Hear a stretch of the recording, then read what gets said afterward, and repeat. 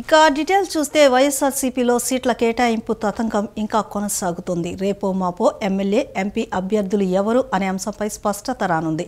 ఈ సందర్భంగా నేతలు టికెట్ కోసం ముఖ్యమంత్రి కార్యాలయం చుట్టూ ప్రదక్షిణాలు చేస్తున్న నేపథ్యంలో 2 రోజుల్లో అభ్యర్థుల జాబితా ఖరారు కానుందని సమాచారం. వైఎస్ఆర్సీపీలో మరికొంతమంది సిట్టింగ్ ఎంపీలు, ఎమ్మెల్యేల టికెట్లు చెరగనున్నాయి. ఎంతమందికి సీట్లు ఉంటాయి, పోతాయనే విషయం మరికొద్ది గంటల్లో తేలనుంది. మరిన్ని స్థానాల్లో మార్పుల కోసం గడిచిన 2 రోజులుగా కసరత్తు చేస్తున్న సీఎం మళ్లీ కసరత్తు కొనసాగించారు. ఎంపీలు, ఎమ్మెల్యేలపై వేటు వేసి ఆ స్థానంలో కొత్త అభ్యర్థులను రంగంలోకి దించనున్నారు. ఇప్పటికే 38 నియోజకవర్గాల్లో ఇన్ఛార్జీలను మార్చిన సీఎం వైఎస్ జగన్ 13 మంది సిట్టింగ్ ఎమ్మెల్యేలకు మొండిచేయి చూపారు. పలు పార్లమెంటు, అసెంబ్లీ నియోజకవర్గాల ఇన్ఛార్జీల మార్పులపై కసరత్తు కొనసాగిస్తున్నారు.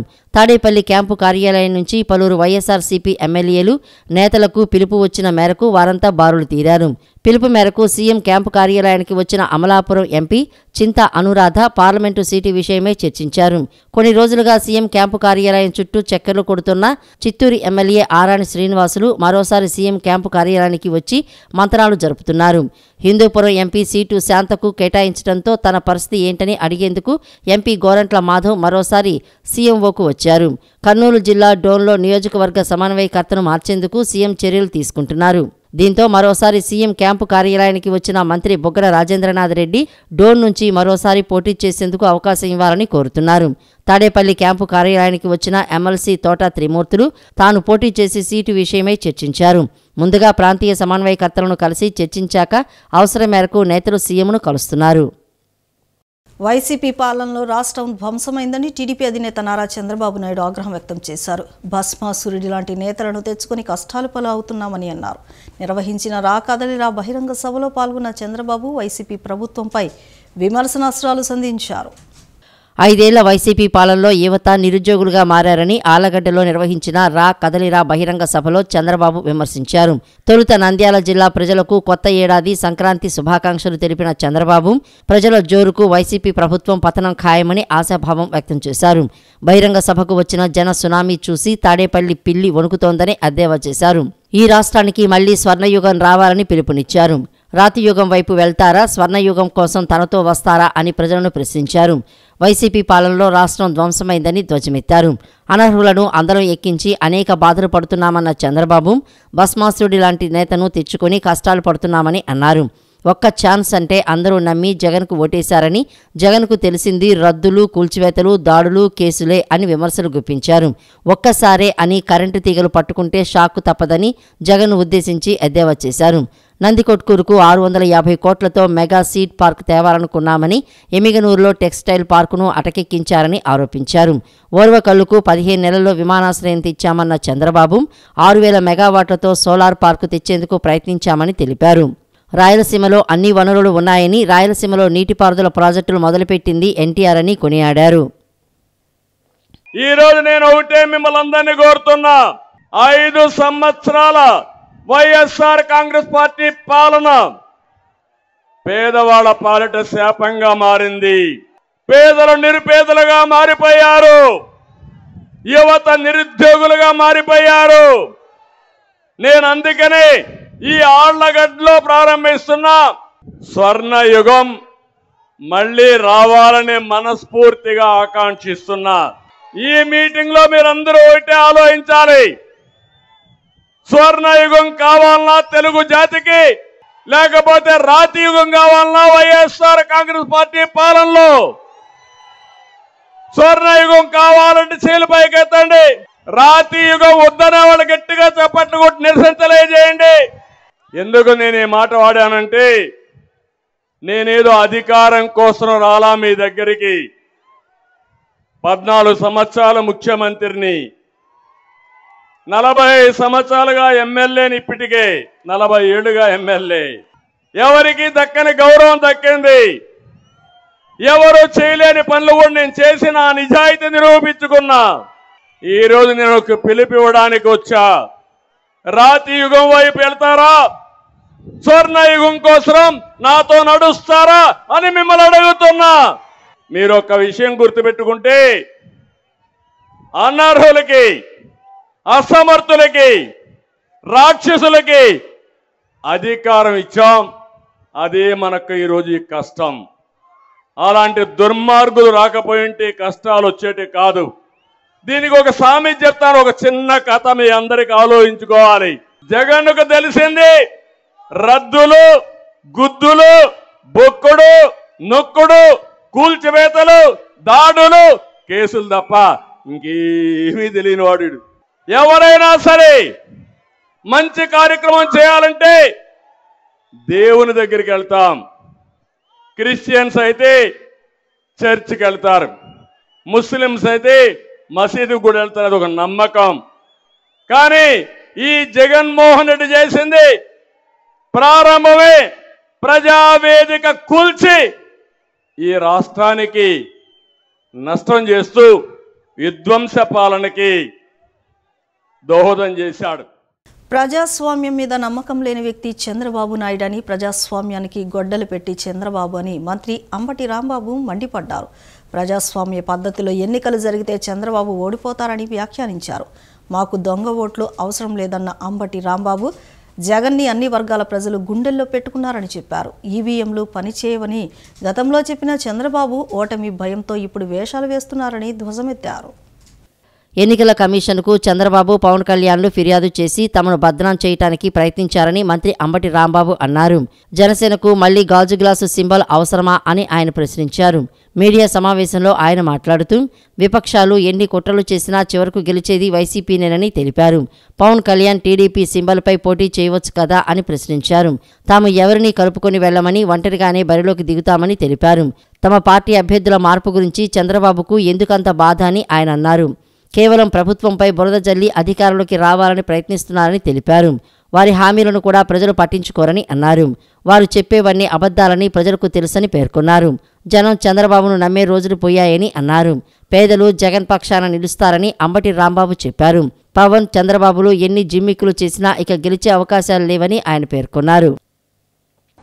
సెంట్రల్ ఎలక్షన్ కమిషన్ దగ్గరికి వెళ్ళి కొన్ని విషయాలు రిప్రజెంట్ చేసి బయటకు వచ్చిన తర్వాత వైఎస్ఆర్ కాంగ్రెస్ పార్టీని విమర్శ చేస్తూ అప్రజాస్వామ్య విధంగా ప్రవర్తిస్తున్నామని, దొంగ ఓట్లను ప్రోత్సహిస్తున్నామనేటువంటి ఆరోపణలు చేసేటటువంటి ప్రయత్నం చేశారు. చాలా చిత్రమైన విషయం ఏంటంటే ఆయనతో పాటుగా వైఎస్ఆర్ సిపిని మోసం చేసి డబ్బు తీసుకొని తెలుగుదేశం పార్టీకి ఓటు వేసినటువంటి ఎమ్మెల్సీల్లో ఓటు వేసినటువంటి తాడికొండ శాసనసభ్యురాలు శ్రీదేవి గారిని వెంటబెట్టుకు వెళ్ళారు. దేనికి వెళ్ళారు? దొంగ ఓట్ల మీద ఫిర్యాదు చేయడానికి దొంగ ఓటర్ని ఎమ్మడి పెట్టుకుని వెళ్ళినటువంటి సందర్భం. ఎంత దుర్మార్గం నాకు అర్థం కాల. వైఎస్ఆర్సీపీలో ఫ్యాను గుర్తు మీద గెలిచి మొన్న జరిగినటువంటి శాసన మండలి ఎన్నికల్లో తెలుగుదేశానికి అమ్ముడుపోయి చంద్రబాబు గారు చెప్పినట్టుగా ఓటు వేసినటువంటి శ్రీదేవి గారిని వెంట పెట్టుకొని వెళ్ళి మా మీద కంప్లైంట్ చేసే ప్రయత్నం చేస్తున్నారు. ప్రజాస్వామ్యం మీద నమ్మకం లేనటువంటి రాజకీయవేత్త ఎవరైనా ఉన్నారంటే 100కి 100 మార్కులు వేసేటటువంటి వ్యక్తి నారా చంద్రబాబు నాయుడు గారు. ఆయనకి ప్రజాస్వామ్యం మీద ఎప్పుడూ నమ్మకం లేదు. ఆయనకి నమ్మకం వల్ల ఉంది దేని మీద ఏంటంటే క్యాష్ మీద, కుట్రల మీద, కుతంత్రాల మీద, మ్యానిపులేషన్స్ మీద. ఇవి చేస్తూ మాత్రమే ఇంతవరకు ఎదిగినటువంటి వ్యక్తి తప్ప ప్రజాదరణతో ఎదిగినటువంటి వ్యక్తి కానే కాదని నేను ఈ సందర్భంగా మరొకసారి చెప్పదలుచుకున్నాను. ప్రజల అభిమానాన్ని పొందడం ద్వారా కాకుండా అర్హులైన వారి ఓట్లను జాబితాలను తొలగించడం, దొంగ ఓట్లను చేర్చడం ద్వారా రానున్న అసెంబ్లీ ఎన్నికల్లో గెలవాలని జగన్మోహన్ రెడ్డి చూస్తున్నారని ఎమ్మెల్యే గద్దె రామ్మోహన్ ఆరోపించారు. అందువల్లనే రాష్ట్రంలోని ఓటర్లు తమ జాబితాలో పేరు ఉందో లేదోనని అయోమయంలో పడ్డారన్నారు. దేశంలో ఏ రాష్ట్రంలో లేని విధంగా మన రాష్ట్రంలోనే ఈ విధంగా ఓటర్ల జాబితాలో అవకతవకలు జరిగాయన్నారు.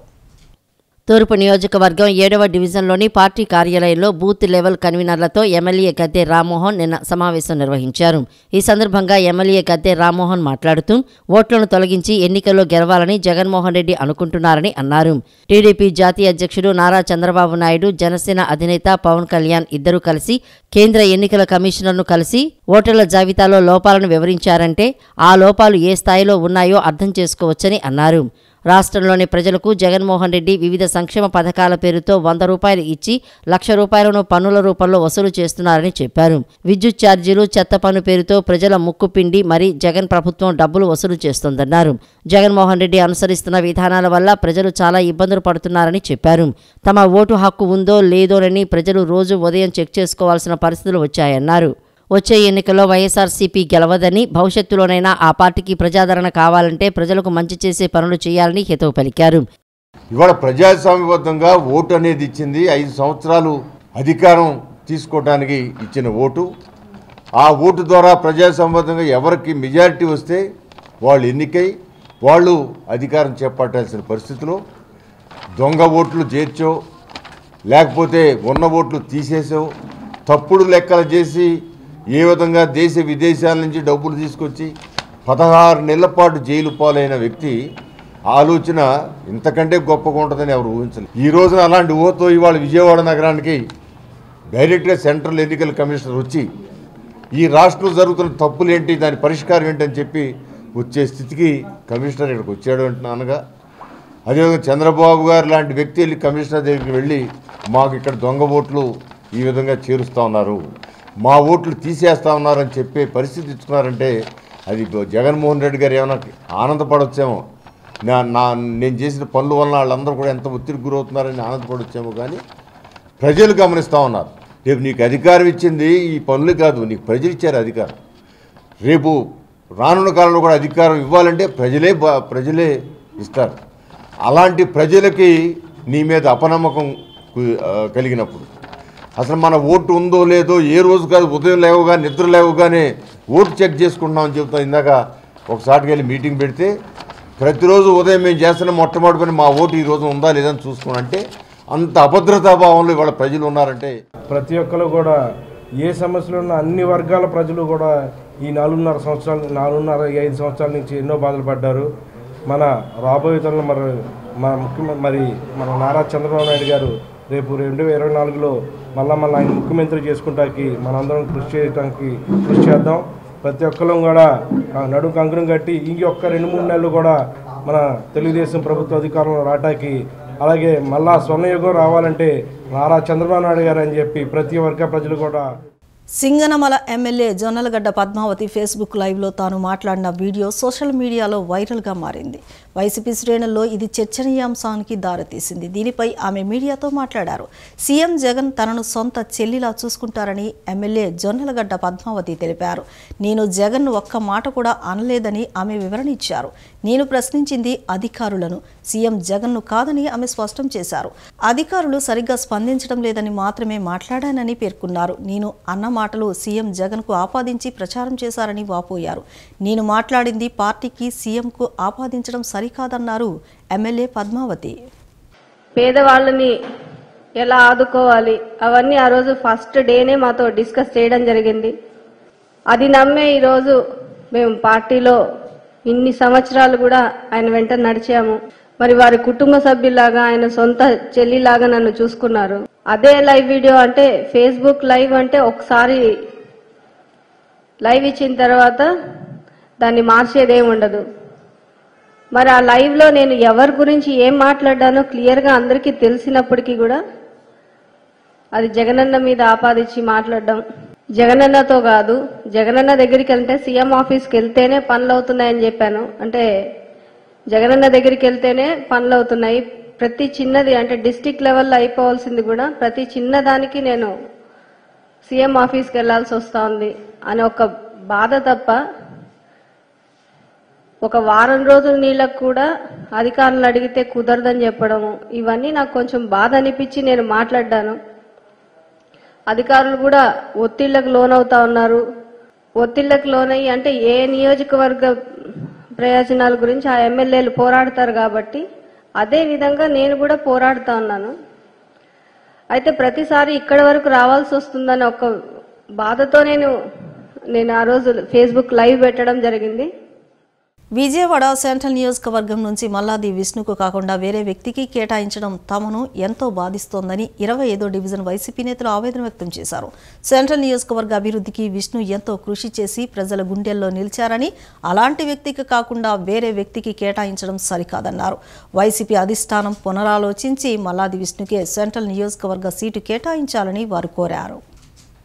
ఎమ్మెల్యే మల్లాది విష్ణుకు మద్దతుగా 25వ డివిజన్ నందు నాదం గంగాధర్రావు ఆధ్వర్యంలో విష్ణు మద్దతుదారులు వైసీపీ నేతలు సమావేశమయ్యారు. సిట్టింగ్ ఎమ్మెల్యేకు సెంట్రల్ సీటు కేటాయించాలని నినాదాలు చేశారు. ఈ సందర్భంగా వారు మాట్లాడుతూ విజయవాడ సెంట్రల్ నియోజకవర్గం నుండి మల్లాది విష్ణుకు కాకుండా వేరే వ్యక్తికి కేటాయించడం తమను ఎంతో బాధిస్తోందని చెప్పారు. సెంట్రల్ నియోజకవర్గ అభివృద్ధికి విష్ణు ఎంతో కృషి చేసి ప్రజల గుండెల్లో నిలిచారని, అలాంటి వ్యక్తికి కాకుండా వేరే వ్యక్తికి కేటాయించడం సరికాదన్నారు. నిత్యం ప్రజల్లో ఉంటూ ప్రజల సమస్యల పరిష్కారమే ధ్యేయంగా పనిచేశారని గుర్తు చేశారు. గుడ్ మార్నింగ్ విజయవాడ కార్యక్రమం ద్వారా ప్రజలకు అందుబాటులో ఉన్నారని పేర్కొన్నారు. ఉమ్మడి కృష్ణా జిల్లాలోనే అత్యధికంగా గడప గడపకు కార్యక్రమం చేపట్టిన వ్యక్తి విష్ణు మాత్రమే అని తెలిపారు. మల్లాది విష్ణుకు సీటు కేటాయిస్తే ఆయన్ను ఎమ్మెల్యేగా గెలిపించుకుంటామని ధీమా వ్యక్తం చేశారు. సర్వే ఆధారంగా విష్ణుకు సీటు ఇవ్వలేదని భావించడం సరికాదని, అలాంటి సర్వేలు జరగలేదని, కార్యకర్తల అభిప్రాయాలు తెలుసుకోలేదని అన్నారు. అధిష్టానం పునరాలోచించి మల్లాది విష్ణుకే సెంట్రల్ సీటు కేటాయించాలని విజ్ఞప్తి చేశారు. వై నాట్ 175 రావాలంటే మల్లాది విష్ణుకు సీటు ఇవ్వాల్సిందేనని స్పష్టం చేశారు. ఇప్పుడు వైఎస్ రాజశేఖర రెడ్డి గారితో కానివ్వండి, ఇప్పుడు జగన్మోహన్ రెడ్డి గారితో కానివ్వండి, అత్యంత విధేయతగా విశ్వసనీయతగా ఉన్న నాయకుడు మల్లాది విష్ణు గారు. అదేవిధంగా ప్రజల్లో కార్యకర్తల్లో ఒక బలమైన స్థానం సంపాదించుకున్న నాయకుడు మల్లాది విష్ణు గారు. అటువంటి నాయకులకు ఈరోజు సీటు ఇవ్వకుండా వేరే నియోజకవర్గం నుంచి వేరే నాయకులను తీసుకొచ్చి ఇక్కడ సీటు కేటాయించడం చాలా దారుణం. ఎందుకంటే మల్లాది విష్ణు గారు గత 4.5 సంవత్సరాల నుంచి పార్టీ మరియు ప్రభుత్వం ఏదైతే ఆదేశాలు ఇచ్చిందో ఆ ఆదేశాలను తూచా తప్పకుండా పాటిస్తూ నియోజకవర్గంలో కానివ్వండి, ప్రతి డివిజన్లో కానివ్వండి వైఎస్ఆర్ కాంగ్రెస్ పార్టీని బలోపేతం చేయడానికి ఆయన కృషి చాలా ఎక్కువ ఉంది. ప్రతిరోజు ఉదయం 6:30 గంటలకల్లా మల్లాది విష్ణు గారు ఏదో ఒక డివిజన్లో ప్రత్యక్షం అవ్వటం, అక్కడ సమస్యలు తెలుసుకోవటం, అధికారులకి అక్కడి నుంచి సూచనలు ఇచ్చి ఆ సమస్యలు పరిష్కరించడంలో ఆయనకున్న నేర్పతనం, ఆయనకున్న చురుకుదనం నాకు తెలిసి కృష్ణా జిల్లాలో ఏ నాయకుడు కూడా లేదు. సెంట్రల్ సీటు మా ఎమ్మెల్యే మల్లాది విష్ణు గారు కేటాయించాలని, ఉమ్మడి కృష్ణా జిల్లాలోనే సుదీర్ఘ రాజకీయ అనుభవం కలిగిన వ్యక్తి మా మల్లాది విష్ణు అన్న. 2 సార్లు కరోనా బారిలో పడినా కూడా నియోజకవర్గం అభివృద్ధి కోసం ఆయన ప్రాణాన్ని సైతం లెక్క చేయకుండా ప్రజల్లో అందుబాటులో ఉండి తిరిగిన వ్యక్తి మా మల్లాది విష్ణు అన్న. ఏదైతే జగన్మోహన్ రెడ్డి గారు సంక్షేమ పథకాలు ప్రారంభించారో 2 సంవత్సరాలుగా ప్రతి గడపకి వెళ్ళి అర్హులైన అందరికీ సంక్షేమ పథకాలు అందేలా చూసిన వ్యక్తి మా మల్లాది విష్ణు అన్న. మేము ఒక్కసారి మా అందరి తరఫున మనం ప్రాధాన్యపడుతుంది ఏంటంటే సెంట్రల్ సీటు మల్లాది విష్ణు గారికి ఇస్తే మేము అఖండ మెజార్టీతో గెలిపించుకుంటామని. కృష్ణా జిల్లా పెనమలూరు ఎమ్మెల్యే కొలుసు పార్థ సారథితో అయోధ్య రామిరెడ్డి చర్చలు ముగిశాయి. ఇద్దరి మధ్య అరగంట పాటు భేటీ సాగింది. చర్చలు అసంతృప్తిగా ముగిసినట్లు సమాచారం. వైసీపీ తరపున నిన్నటి నుంచి అయోధ్య రామిరెడ్డి పార్థ సారథిని బుజ్జగిస్తూనే ఉన్నారు. నిన్న సీఎంఓకు పార్థ సారథి వెళ్ళొచ్చారు. అయినప్పటికీ పార్థ సారథి అసంతృప్తితో ఉన్నారు. దీంతో ఈరోజు అయోధ్య రామిరెడ్డి వెళ్లి పార్థ సారథిని కలవడం జరిగింది. బుజ్జగించే ప్రయత్నాలు చేసినప్పటికీ పార్థ సారథి మెత్తపడలేదు. జగన్ వైసీపీని ఓ ప్రైవేట్ లిమిటెడ్ కంపెనీగా నడుపుతున్నాడని టీడీపీ పొలిట్ బ్యూరో సభ్యులు వర్ల రామయ్య విమర్శించారు. 12 మంది దళిత ఎమ్మెల్యేలను బదిలీ చేయడం అవివేకమన్నారు. జగన్ మాటలు నమ్మి అత్యుత్సాహంతో ఓట్లు వేసిన దళితులను జగన్ అడుగడుగునా అవమానిస్తూనే ఉన్నారని మండిపడ్డారు. జగన్ వైసీపీని ఓ ప్రైవేట్ లిమిటెడ్ కంపెనీగా నడుపుతున్నారని, ఎమ్మెల్యేలు పార్టీ నేతలతో వ్యవహరిస్తున్న తీరు అలా ఉందని తెలుగుదేశం పార్టీ నేత వర్ల రామయ్య తెలిపారు. నిన్న ఆయన మీడియాతో మాట్లాడుతూ మళ్లీ జగన్కు అధికారం ఇచ్చేందుకు ప్రజలు ఇష్టపడటం లేదని అన్నారు. ఎమ్మెల్యేలను కాదు మార్చాల్సింది జగన్ను మార్చాలని ఎద్దేవా చేశారు. 12 మంది దళిత ఎమ్మెల్యేలను బదిలీ చేయటం అవివేకమన్నారు. రాజకీయాల్లో స్థిరపడకుండా చేయడంలో భాగమే ఇదని అన్నారు. నియోజకవర్గంలో మరోసారి పోటీకి దళితులు సమర్థులు కారా అని ప్రశ్నించారు. జగన్ మాటలు నమ్మి అత్యుత్సాహంతో ఓట్లు వేసిన దళితులను జగన్ అడుగడుగునా అవమానిస్తున్నారని మండిపడ్డారు. వైసీపీ పార్టీలో ఉండబోమని ఎమ్మెల్యేలు తిరుగుబాటు చేస్తున్నారని తెలిపారు. ఉప ముఖ్యమంత్రి నారాయణస్వామి చేతులు కట్టుకుని నిలబడితే వేదికపై కుర్చీల్లో రెడ్లు కూర్చుని దళితులను అవమానించారని వర్ల రామయ్య పేర్కొన్నారు. ముఖ్య నాయకులతో ఆయన వ్యవహరిస్తున్న తీరు అంతా కూడా ఇది రాజకీయ పార్టీ కాదు, ఒక ప్రైవేట్ లిమిటెడ్ కంపెనీ. ఒక వ్యాపార సంస్థ ప్రైవేట్ లిమిటెడ్ కంపెనీ యజమాని జగన్మోహన్ రెడ్డి, ఆ ప్రైవేట్ లిమిటెడ్ కంపెనీ పేరు వైఎస్ఆర్ కాంగ్రెస్ పార్టీ. వీళ్ళందరూ కూడా ప్రైవేట్ లిమిటెడ్ కంపెనీలో పనిచేసేవాళ్ళు, ఎమ్మెల్యేలు, MPs and other dignitaries of that party. Private limited కంపెనీలు ఏం చేస్తారు, స్టోర్స్ నుంచి తీసి హెచ్ఆర్డీకి పెడతాడు, హెచ్ఆర్డీ వాడిని తీసుకెళ్ళి సేల్స్లో పెడతారు, సేల్స్లో వాడిని తీసుకెళ్ళి ఇంకో దాంట్లో పెడతారు. అతని ఇష్టము. ఆ సీఈఓ ఉంటాడు, లేదంటే chairman of that company, managing director of the company.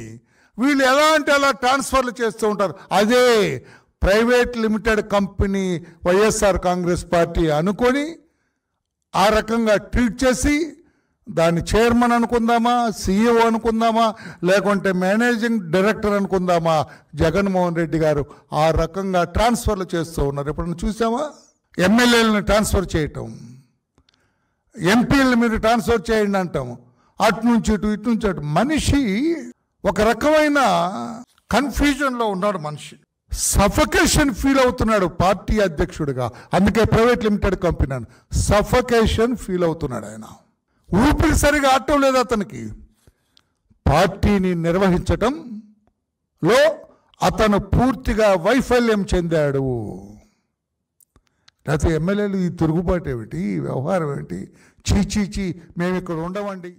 27వ division గులాబీ తోట ప్రాంతంలోని కాపు కళ్యాణ మండపం స్థలం విషయంలో కొంతమంది వ్యక్తులు కాపుల మధ్య చీలిక తెచ్చే ప్రయత్నాలు చేస్తున్నారని ఆ సామాజిక వర్గం నేతలు వండారాము అన్నారు. 2018లో కళ్యాణ మండపం శంకుస్థాపన చేసి వదిలివేస్తే ఎమ్మెల్యే మల్లాది విష్ణు నేతృత్వంలో కార్పొరేటర్ కొండాయిగుంట మల్లేశ్వరి షెడ్ నిర్మాణం చేశారని గుర్తు చేశారు.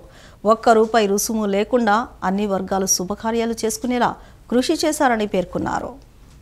27వ డివిజన్ గులాబీ తోట ప్రాంతాల్లోని కాపు కళ్యాణ మండపం స్థలంలో ఓ పత్రికలో వచ్చిన కథనాన్ని కాపు సామాజిక వర్గ నేతలు ఖండించారు. ఈ సందర్భంగా మండా రాము, కోనపురెడ్డి, ఎర్రంశెట్టి శ్రీనివాస్ మాట్లాడుతూ 2018లో గత ప్రభుత్వం కాపు కళ్యాణ మండపానికి శంకుస్థాపన చేసి స్థలాన్ని ఖాళీగా వదిలేశారని అన్నారు. ఈ స్థలాన్ని అభివృద్ధి చేయాలని ఎమ్మెల్యే మల్లాది విష్ణు, కార్పొరేటర్ కొండాయిగుంట మల్లీశ్వరి, బలరాంను కోరగా ఆ ప్రాంతంలో షెడ్డు నిర్మించి అన్ని వర్గాల ప్రజలు శుభకార్యాలు జరిపించుకునే వీలు కల్పించారని తెలిపారు. ₹1 రుసుము లేకుండా కార్యక్రమాలు జరుపుకునే వెసులుబాటు ఉందని అన్నారు. కొంతమంది వ్యక్తులు కాపుల మధ్య చీలిక తెచ్చే ప్రయత్నాలు చేస్తున్నారని మండిపడ్డారు. పేద, బడుగు, బలహీన వర్గీయులు ఎంతోమంది ఖాళీ ప్లేస్లోనే టార్పల్లీని వేసుకొని, లేదు మన షామియానాలు వేసుకొని పెళ్లి చేసుకోవడం జరుగుతుందండి. ఎండకి వానకి ఎన్నో ఇబ్బందులు పడుతున్న తరుణంలో మా ఎమ్మెల్యే గారు, మా కార్పొరేటర్ గారు కొండాయిగుంట మల్లేశ్వరి, బలరాం గారు పూనుకొని ఇక్కడ ఒక కళావేదిక విఎంఆర్ వంగవీటి మోహనరంగ మెమోరియల్ కళావేదిక కట్టించడం జరిగిందండి. అది ఎంతోమందికి ఉపయోగపడుతుంది. వంగవీటి మోహనరంగ గారు ఎలాగైతే బలుగు బలహీన వర్గాలు అందరికీ అండగా ఉన్నారో, ఈ కళ్యాణ మండపాన్ని కేవలం వాళ్ళ కోసమే ఎవరైనా వాడుకునే విధంగా మా ఎమ్మెల్యే గారు, మల్లాది విష్ణు గారు, మా కార్పొరేటర్ గారు పూనుకొని దీన్ని నిర్మించడం జరిగిందండి. దీని మీద ఇక్కడ కొంతమంది ఇక్కడ ఉన్న కాపులకు నచ్చలేదని, 6,000 మందికి 5,000 మందికి నచ్చలేదని అంటున్నారు. ఇక్కడ ఉన్న వాళ్ళందరం కూడా ఈ గులాబీ తోటలో ఉన్న కాపు నాయకులమే ఉన్నామండి. ఇక్కడ కాపులమే ఉన్నామండి.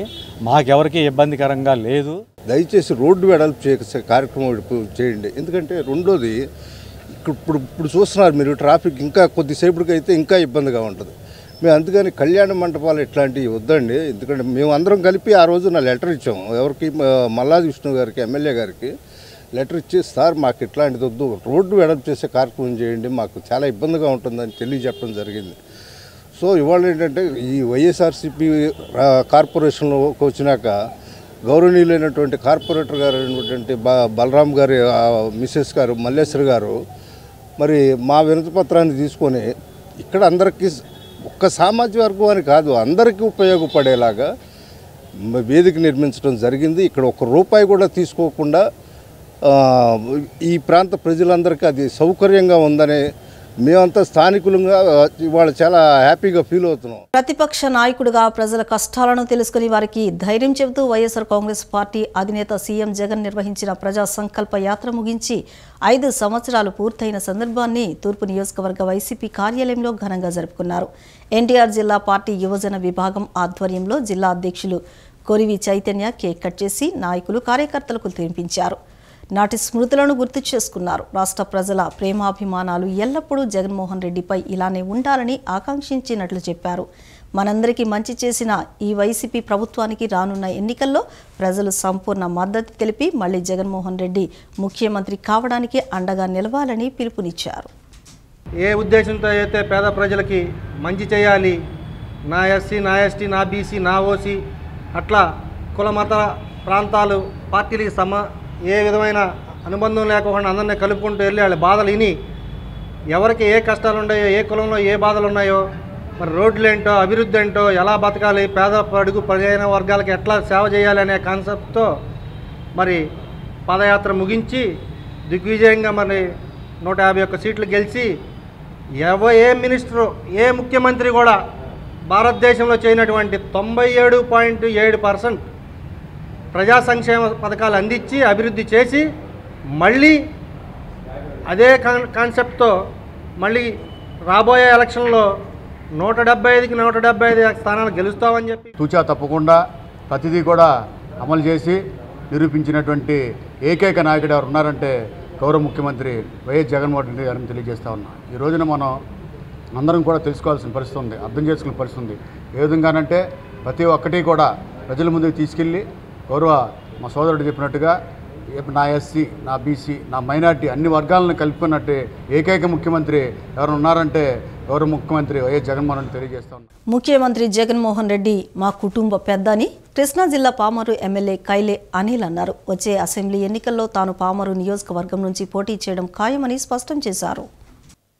పామరులో ఎమ్మెల్యే కైలే అనిల్ మీడియా సమావేశం నిర్వహించారు. ఈ సమావేశంలో అనిల్ మాట్లాడుతూ ముఖ్యమంత్రి జగన్మోహన్ రెడ్డి తమ కుటుంబం పెద్ద అని అన్నారు. సీఎం దగ్గరకు వెళ్తే సీటు మారుస్తారంటూ టీడీపీ తప్పుడు ప్రచారం చేస్తున్నారని అనిల్ మండిపడ్డారు. టికెట్ ఇవ్వని పరిస్థితి ఉంటే ఇవాళ కాకపోతే రేపైనా తెలుస్తోందన్నారు. వచ్చే అసెంబ్లీ ఎన్నికల్లో తాను పామరు నియోజకవర్గం నుంచి పోటీ చేయటం ఖాయమన్నారు. పెనమలూరు ఎమ్మెల్యే కొలుసు పార్థసారథితో పాటు సీఎం జగన్మోహన్ రెడ్డిని కలిశానని అన్నారు. పార్టీ వ్యవహారాలతో పాటు కృష్ణా జిల్లా పరిస్థితులపై చర్చించినట్లు తెలియజేశారు. పెనమలూరు ఎమ్మెల్యే పార్థసారథి వైసీపీ నుంచి పోటీ చేస్తారా లేదా అనే విషయంలో స్పష్టత ఇవ్వలేదు. పార్థసారథిని బుజ్జగించిన వారిలో ఎమ్మెల్యే అనిల్ కూడా ఉన్నారు. ప్రేమ, శాంతి, కరుణ యేసుక్రీస్తు సందేశమని చాటి చెప్పే విధంగా సన్ రైజ్ యూత్ ఆధ్వర్యంలో క్రిస్మస్, న్యూ ఇయర్ వేడుకలు జరిగాయని పశ్చిమ నియోజకవర్గ ఎమ్మెల్యే వెల్లంపల్లి శ్రీనివాసరావు అన్నారు. ఈ వేడుకల్లో భాగంగా జరిగిన అన్న వితరణ కార్యక్రమాన్ని ఆయన ప్రారంభించారు. గత 22 ఏళ్లుగా సన్ రైజ్ యూత్ ఆధ్వర్యంలో చిట్టినగర్లో క్రిస్మస్ వేడుకలు ఘనంగా నిర్వహించడం అభినందనీయమన్నారు. చిట్టినగర్లోని సన్ రైజ్ యూత్ ఆధ్వర్యంలో క్రిస్మస్, న్యూ ఇయర్ వేడుకలు ఘనంగా నిర్వహించారు. విద్యుత్ క్రాంతులతో క్రిబ్బును ఏర్పాటు చేసి 2 వారాల పాటు ఈ వేడుకలు చేశారు. మంగళవారం నిర్వహించిన అన్నదాన కార్యక్రమంలో ముఖ్య అతిథులుగా పశ్చిమ నియోజకవర్గ శాసనసభ్యులు వెల్లంపల్లి శ్రీనివాస్, ఎమ్మెల్సీ రుహుల్లా, వైసీపీ కార్పొరేటర్ బుల్లా విజయ్ కుమార్ పాల్గొన్నారు. వారితో పాటు 1 టౌన్ ఆర్సీఎం చర్చి ఫాదర్ పాల్గొని ప్రత్యేక ప్రార్థనలు చేశారు. అనంతరం వారు మాట్లాడుతూ క్రిస్మస్, న్యూ ఇయర్ను పురస్కరించుకుని ఇలాంటి కార్యక్రమాలు చేయటం అభినందనీయమని అన్నారు. సర్వమానవాళికి మంచి జరగాలని, యేసుక్రీస్తు బోధనలకు అనుగుణంగా ప్రతి ఒక్కరూ నడవాలని కోరారు. గత 22 ఏళ్లుగా ఈ కార్యక్రమాలను కొనసాగిస్తున్నారని చెప్పుకొచ్చారు. విజయవాడ పశ్చిమ నియోజకవర్గంలోని 49 డివిజన్లో టెండర్పేటలో సన్ రైజ్ యూత్ తరపున క్రిస్మస్ అదేవిధంగా న్యూ ఇయర్ సందర్భంగా సన్ రైజ్ యూత్ అందరూ కూడా చేపూర్ శ్రీను, వారి స్నేహితులు, కార్పొరేటర్ గారు బొల్లా విజయ్ గారు, కెనడీ గారు, ఇక్కడ స్థానిక పెద్దలు, పాస్టర్ గారు కావచ్చు, ముఖ్యంగా ఈ కార్యక్రమానికి ముఖ్య అతిథిగా ఇచ్చేసిన మా రుహుల్లా గారు, ఎమ్మెల్సీ గారు అందరూ కూడా నేను క్రిస్మస్ సందర్భంగా ప్రతి ఒక్కరికి మంచి జరగాలి, ప్రతి ఒక్కరికి భగవంతుడు ఏదైతే ఆ దేవుడు చెప్పాడో ఆ వాక్యాలు కూడా అందరూ పాటించే విధంగా ప్రతి ఒక్కరికి అవసరమైన వాళ్ళకి మన భోజనం పెట్టే విధంగా కావచ్చు, వస్త్రాల పంపిణీ కావచ్చు, యూత్ ఆ మార్గాలను నడవడం చాలా మంచి పరిణామం. ఈనాడు ఈ యొక్క గొప్ప కార్యము అనగా దేవాది దేవుడు బైబిల్లో చెబుతూ ఉన్నారు. ఎవరికైతే అవసరంలో ఉన్నారో వారి యొక్క అవసరాలు ఎవరైతే తీరుస్తారో అవి నాకు కూడా చేసినట్లే అని దేవుడు పలుకుతూ ఉన్నారు. ఈ సమయంలో ఇంతటి గొప్ప కార్యక్రమము అనగా పేదవారికి సహాయం చేయాలి అనేటువంటి కార్యక్రమాన్ని తలపెట్టినటువంటి ప్రతి ఒక్కరికి కూడా వీరికి ఎవరైతే సహాయం చేస్తారో ఆ యొక్క వారి సహాయం చేసినటువంటి ప్రతి ఒక్కరిని కూడా దేవుడు ఆశీర్వదించాలని. ఆంధ్రప్రదేశ్ సామాజిక వైద్యుల సంఘాల సమైక్య ఆధ్వర్యంలో ఫిబ్రవరి 4న విజయవాడ తాడిగడప అనుమోలు గార్డెన్స్లో గ్రామీణ వైద్యుల మహాసభను నిర్వహిస్తున్నట్లు ఏపీ గ్రామీణ వైద్యుల సంక్షేమ సంఘం రాష్ట్ర ప్రధాన కార్యదర్శి ఎంఎన్ రాజు తెలిపారు. ఈ మహాసభలో గ్రామీణ వైద్యుల సమస్యల పరిష్కారానికి భవిష్యత్ కార్యాచరణను ప్రకటిస్తామని అన్నారు. మహాసభకు గ్రామీణ వైద్యులు వేలాదిగా తరలి రావాలని పిలుపునిచ్చారు. విజయవాడ రామకృష్ణాపురంలోని గ్రామీణ వైద్యుల సంక్షేమ సంఘం విజయవాడ అర్బన్ కార్యాలయంలో నిన్న సమావేశం నిర్వహించారు. ఏపీ గ్రామీణ వైద్యుల సంక్షేమ సంఘం రాష్ట్ర ప్రధాన కార్యదర్శి ఎంఎన్ రాజు, గ్రామీణ వైద్యుల పోరాట సభ గౌరవాధ్యక్షులు డాక్టర్ కేజీ గోవిందారెడ్డి, రాష్ట్ర ప్రచార కార్యదర్శి దస్తగిరి పర్ల, ఫెడరేషన్ కోశాధికారి డాక్టర్ కె కృష్ణమూర్తి, కృష్ణా జిల్లా ప్రధాన కార్యదర్శి ఎండి హుస్సేన్, విజయవాడ అర్బన్ అధ్యక్షులు విద్యాసాగర్, కార్యదర్శి బర్కుతుల్లా, కోశాధికారి శ్రీనివాస్ తదితరులు సమావేశంలో పాల్గొన్నారు. విజయవాడ తాడిగడప అనుమోలు గార్డెన్స్లో ఫిబ్రవరి 4వ తేదీన నిర్వహించనున్న రాష్ట్ర స్థాయి మహాసభకు సంబంధించిన పోస్టర్ను వారు ఆవిష్కరించారు. అనంతరం వారు మాట్లాడుతూ స్వచ్ఛంద సంస్థల ద్వారా ప్రభుత్వేతర సంస్థల ద్వారా స్వచ్ఛందంగా ప్రజలకు సేవలు అందించడంలో ప్రజా సంక్షేమ కార్యక్రమాల్లో గ్రామీణ వైద్యులు ముందుంటారని తెలిపారు. గ్రామీణ వైద్యుల సేవా కార్యక్రమాలను, వారి ఆవశ్యకతను అన్ని రాజకీయ పార్టీల దృష్టికి తీసుకువెళ్తామని అన్నారు. రాష్ట్రంలోని అన్ని గ్రామీణ వైద్యుల సంఘాలను ఐక్యతపరిచి ఫిబ్రవరి 4న భారీ బహిరంగ సభ ఏర్పాటు చేసినట్లు తెలిపారు. అదే రోజు ప్రపంచ క్యాన్సర్ దినోత్సవం సందర్భంగా ఈ సభ ద్వారా క్యాన్సర్పై గ్రామీణ వైద్యులకు అవగాహన కల్పిస్తామని పేర్కొన్నారు. గత కొంతకాలం నుంచి ఫెడరేషన్ కార్యక్రమాలు జరుపుతూనే ఉన్నాం. ఇదివరకు కూడా మహాసభ అనేది నిర్వహించడం జరిగింది ఘంటసాల సంగీత కళాశాలలో. అలాగే ఇప్పుడు రేపు ఫిబ్రవరి 4వ తారీఖున మన తాడిగడపలో అనుమోలు గార్డెన్స్ అని చెప్పి ఉంది, కన్నూనేని పాలిక్లినిక్ రోడ్లో, కామినేని హాస్పిటల్ రోడ్లో. దాంట్లో మహాసభ అనేది 4వ తారీఖున జరగబోతున్నాం. దాని సందర్భంగా ఈరోజు గౌరవ అధ్యక్షులు ప్రముఖులు డాక్టర్ కేజీ గోవిందరెడ్డి గారి ఆధ్వర్యంలో ఈ రోజున ఈ వాల్ పోస్టర్ అనేది ఆవిష్కరించడం జరిగింది. ఈ సభకి మాత్రం రాష్ట్రంలో ఉన్న అందరూ ఆర్ఎంపీ పిఎంపీ వైద్యులందరూ కూడా ఈ సభకి వేలాదిగా తరలి వచ్చి ఫిబ్రవరి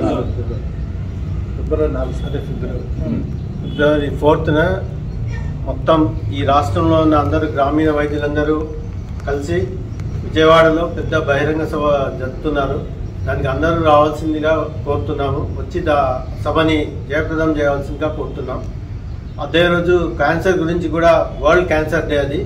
ఆ రోజున క్యాన్సర్కి వ్యతిరేకంగా కూడా పోరాటం చేయవలసిందిగా కోరుతున్నాం.